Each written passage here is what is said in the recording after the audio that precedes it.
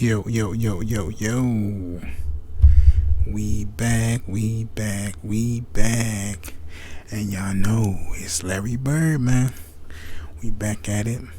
Appreciate y'all. We gonna keep running it up. Y'all let me know some new videos to do. But I ain't gonna waste no time. Let's get it. I'm happy for this one. Let's get it. I don't think I seen this one. I was looking and searching. I'm like, let me look and see what else. I don't think I saw this one yet. And I was looking through my videos to see if I did it, and I don't think I did this one.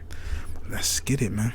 Hey man, it's your boy YG, aka Young Gala, and Larry Young Bird Gala is one of those guys we have to put respect on because he was cooking your favorite player in the 80s. And what made him so special is that he can shoot lights out and his IQ was off the charts. That's what really made him unguardable. And the cherry on top of all of that is that he will talk a whole lot of trash. And it was so disrespectful. I'm not gonna say anything because the NBA legend's gonna talk about it, but Larry Bird was so good that he scored 47 points with his left hand. It was getting too easy for him in his prime. And I hate how people don't think Larry Legend won't survive in today's league just because he wasn't the most athletic. But that doesn't make any sense because there's players like Luka Doncic who are unathletic but skilled. If anything, Larry Bird will excel in this league. Just his shooting alone will make him a threat. This is an all-time great we talking about here. Legends will find any way to dominate the game. So anyways, man, we're gonna listen to NBA legends and players talk about how scary good prime Larry Bird was.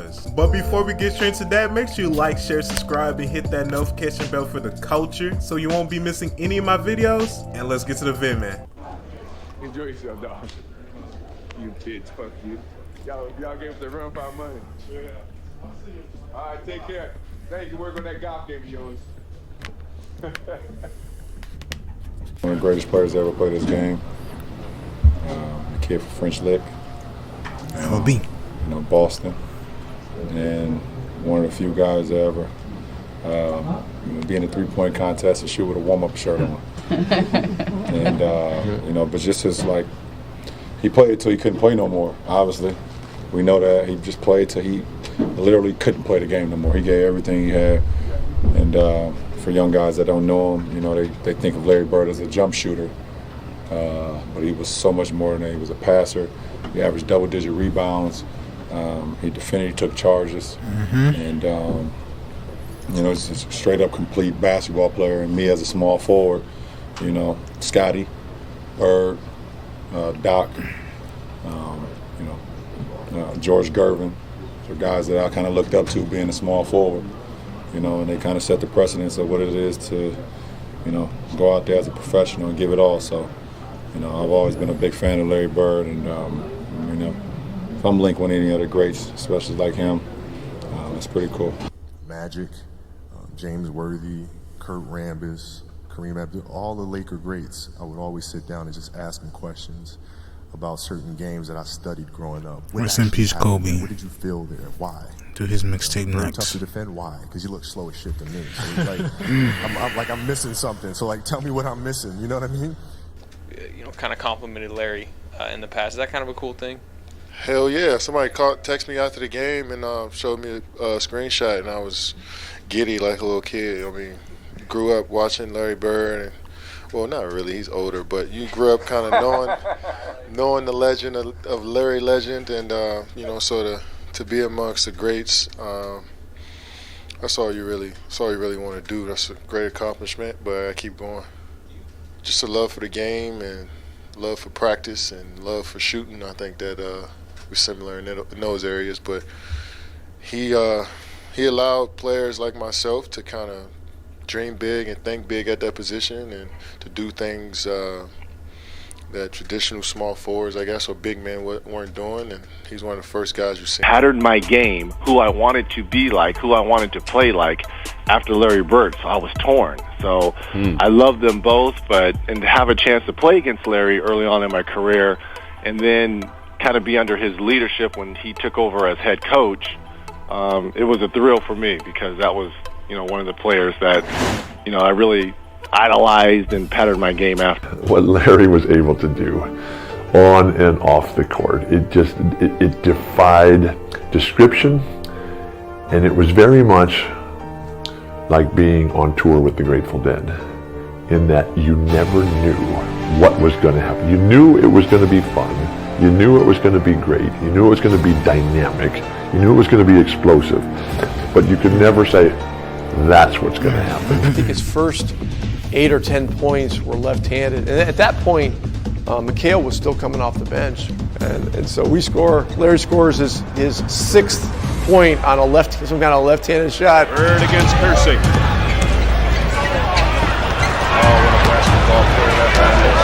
And McHale goes, hey, Jerome, wait till he starts shooting right-handed. For Bird, another three-point try. Well, left-handed is one thing, but when the game got close, I had to go back to the right one. I think it went right down the wire, and we might have won by 1 point. Beat you right there. You got to keep them under control. They don't. I went to shake his hand. He wouldn't shake my hand.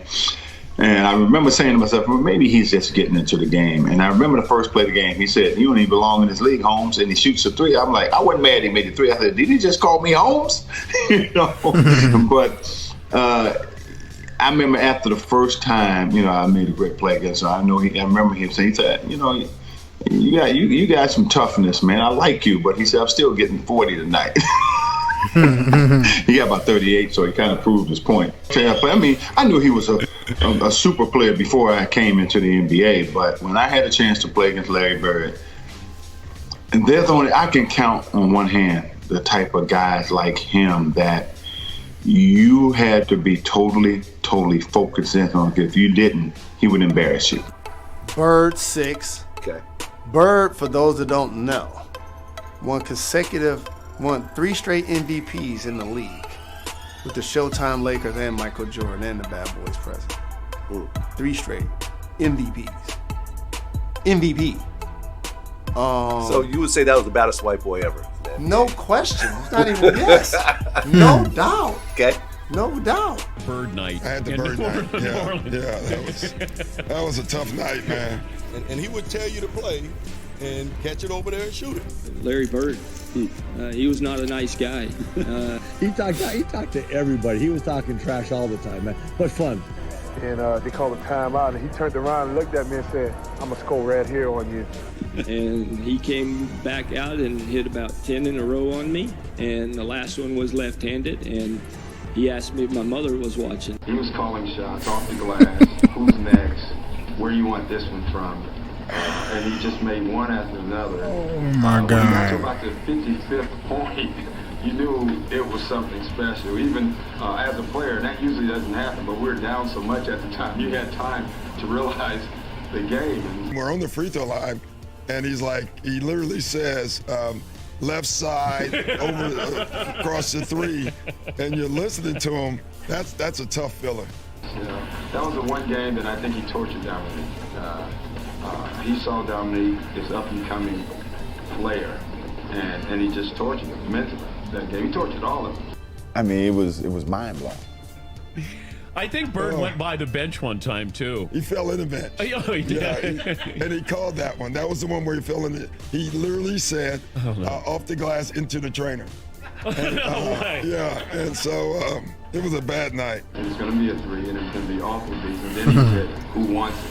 And I think Ricky Brown, I'm not for sure who it was, ran out after him. And he shot this high rainbow. It goes in. Ricky bumps into him and accidentally knocks him on our trainer's lap. So it was exactly what he said. Antoine Carr and Cliff Levingston got fined by Fratello, I think. And Eddie Johnson for celebrating Bird. Yeah, it was the best film session. Every time when I see Mike, we still laugh. God, it was the greatest film session ever, because back then you didn't have, you watched the real game and just went, with a video, and Mike rewound the celebration 20 times. He just kept not the shot, he just kept rewinding it, showing the guys. You remember they were giving each other high five. And then somebody falls off the bench. Yeah, too. that was Eddie Johnson. Yeah. Eddie Johnson falls off the bench in laughter. I mean, everybody was entertained by this. Even the guys on the guys on the Atlanta bench. They got fined for that, I heard. Yeah. Watch the reactions on the Atlanta bench. They got the towel up there laughing. Yeah, when you get watch Cliff Levingston over here. I think this is Cliff. And our film session was 20 minutes of that. At the 3-point competition, walking in the locker room, who's playing? Did you really say that? Who's playing for second? Yeah, I did. I felt so bad. Yeah, when you walked in and asked who was going to get second place in the three-point contest, when you walked in there, what were you thinking when you made that announcement to the room? Just messing with all those guys like you always did. Yeah, everybody? I didn't. You know, I had no clue. I never really practiced. Me and Danny used to shoot some before we went out there. Everybody's sitting there. Everybody's real quiet. You really didn't. You knew the guys, but you never were around them.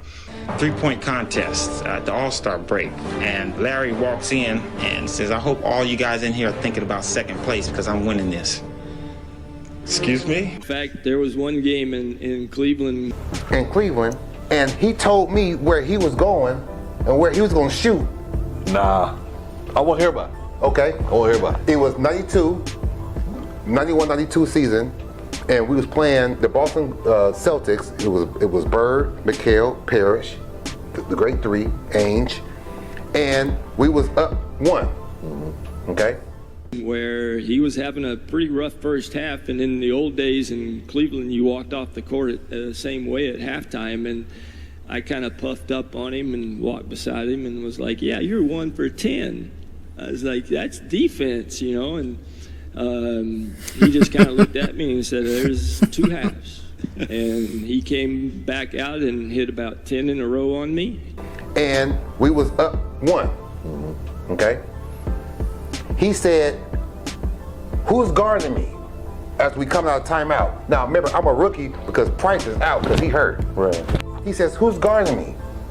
I says, "Craig Elo." He says, "Why you got that white boy on me?"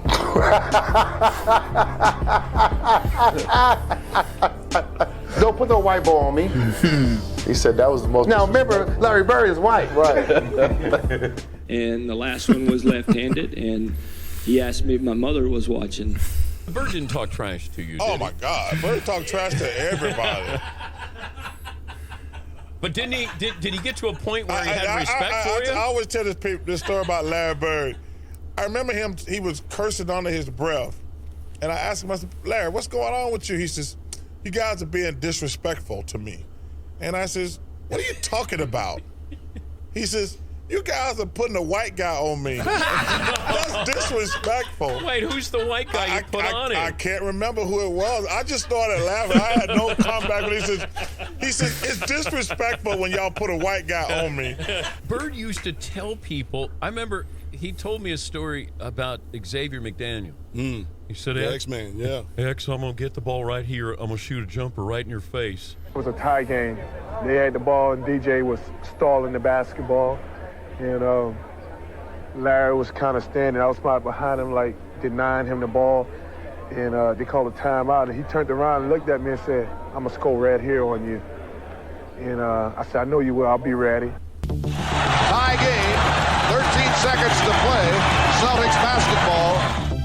During the timeout, I'm going through a play, and about that time, Larry steps in and says, "Coach, why don't you just give me the ball and tell everybody to get out of the way?" That's Larry. And when he wants the ball, he wants the ball. After the timeout, we walked back on the court, and then Xavier was guarding him. So he tells Xavier, he says, "I'm getting the ball." And Larry said, "I'm going to get it right here, X, and I'm going to shoot it in your face." He hit it and looked at me, and he was like, "Damn, I didn't mean to leave nothing on the clock." He shot a shot right in my face. I just looked back. Some of the stuff I saw, though. Hit off net. Some I didn't. He said, "I told you so." And, you know, he was like, "I didn't mean to leave 2 seconds on the clock." He wanted to shoot it with 0 seconds on the clock. I walked back to the sideline like, damn. A lot of people don't know this. You probably know this, Dan, but Larry Bird was one of the biggest trash talkers in basketball. And a lot of people say, really? You know, they thought it was Reggie or Charles. Larry Bird talked more trash on the basketball court than anybody I've ever played against. And he told us he told me 2 things one game. You know, our rotations, double teaming Kevin McHale, always had to rotate to the corner, and Larry Bird was the one shooting it. You know, so he shot one, and I mean, I'm trying to block this shot, and he would just tell me, "Scott, you're a little too late." You know, a little too late. So we playing them in the last play. He says to James Worthy, he says, "You guys don't have to worry about it. I'm going to go right over there that corner." He said, "They're going to set a screen for me. We're taking the ball out." He said, "I'm going to curl right over." And he's telling us to play.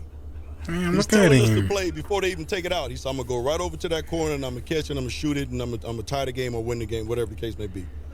They take the ball out, and I think it was either Danny or DJ? the late, great DJ. Yeah. Take the ball out, the man curl right to the corner, caught the shot, shot a three, And game made over. it. It's like, are you effing kidding me? It's not Larry Bird's story. Beyond an acute awareness of his own commercial potential, Bird waged psychological warfare at the drop of a ball. The 84 Olympic team was playing an exhibition game against a bunch of pros, including Larry Bird, and they were in the warm-ups. And a ball bounced down from the college end of the court to the pro end. And Michael Jordan went down to chase it. The ball happened to be picked up by Larry Bird. And Michael went up a few feet away from Larry Bird and held out his hands. And Bird took the ball and fired it back down the court over Jordan's head, as if to say, you're not only not getting this ball, I don't give a damn who you are. Larry Bird knows exactly who this guy is and what's going to happen in the next few years, and he wants to get every edge he can get right now. So guys, hopefully y'all realize how great Larry Bird was, because the man can do it all. He was not only a shooter, he can play, make, rebound, and was an underrated defender. He was on the NBA All-Defensive Team 3 times during his prime. So please put respect on Larry Legend's name, because he inspired players like LeBron James. So make sure you like, share, subscribe, and show love to the YG gang, and now I'm out.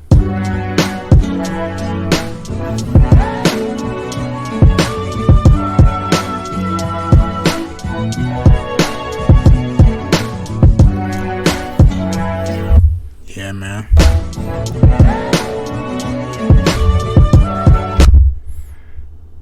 We out this joint, man. That was nice. I love that.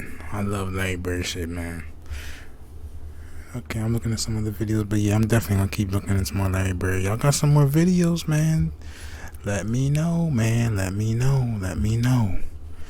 And let me know, okay? Because I'm trying to see some of these videos I'm finding. I've seen some of the stuff already. I don't know if I'm getting, like, you know, I'm not saying close to the end of seeing a lot of stuff already, but I already know a lot about Larry Bird now, especially y'all, you know, telling me everything and all of that. So yeah, man, just gonna keep grinding up. I'm definitely gonna keep dropping some other more different videos too. So appreciate y'all, man. I'm out this joint. On to the next video. Peace.